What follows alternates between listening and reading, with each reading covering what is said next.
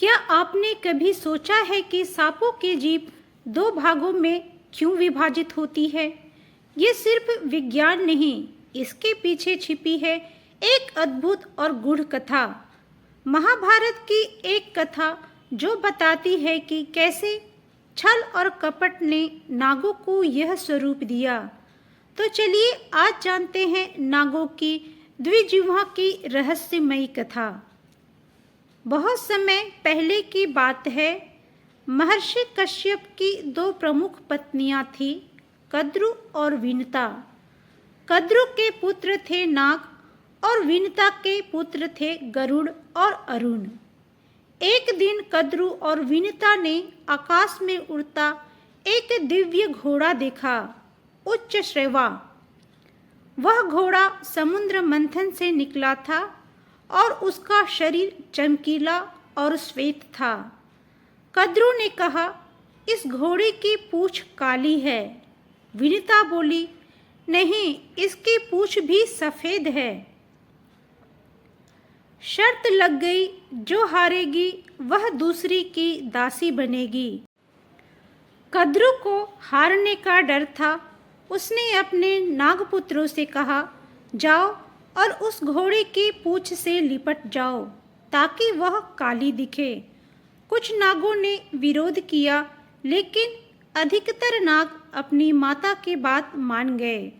वे घोड़े की पूंछ पर जाकर लिपट गए और दूर से देखने पर ऐसा लगा जैसे पूंछ काली हो। विनता शर्त हार चुकी थी। अब उसे कद्रु की दासी बनना पड़ा। जब गरुड़ को ये पता चला तो उसे क्रोध आया। मेरी माँ को छल से पराजित किया, और यहीं से गरुड़ और नागों के बीच शत्रुता की शुरुआत हुई। गरुड़ जी ने जब अपनी माता से पूछा, तब उनकी माता ने कहा कि वह कद्रु से बाजी हार कर उनकी दासी हो गई है, और उन्होंने सर्पों से कहा, तुम लोग हमें मुक्त कर दो। सर्पों ने कहा, यदि तुम हमें अमृत लाकर दे दोगे तो तुम इस दास्ता से मुक्त हो सकते हो। गरुड़ जी स्वर्ग में गए और देवताओं को हराकर अमृत छीन लाए। इंद्र ने दीन भाव से उनकी अधीनता स्वीकार की। इंद्र ने गरुड़ जी को प्रसन्न करके कहा, हे देव, आप आतताइयों को अमृत देकर लोगों का अहित करेंगे। तब गरुड़ जी ने कहा, देवराज, मैं अपनी माता को दासत्व से मुक्त कराने के लिए अमृत ले जा रहा हूँ।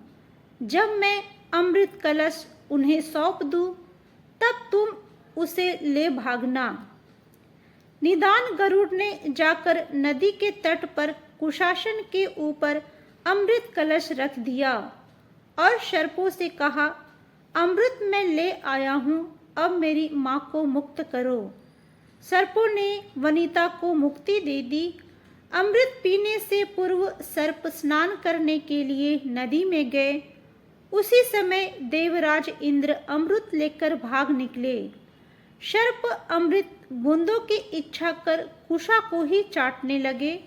निदान उनकी जिह्वा दो भागों में कट गई। तभी से सर्पों की जीभ हमेशा के लिए दो भागों में विभक्त हो गई। तो दर्शकों, सांपों की जिह्वा दो भागों में विभक्त होने की ये कथा आपको कैसी लगी? क्या आप इसे पहले से जानते थे?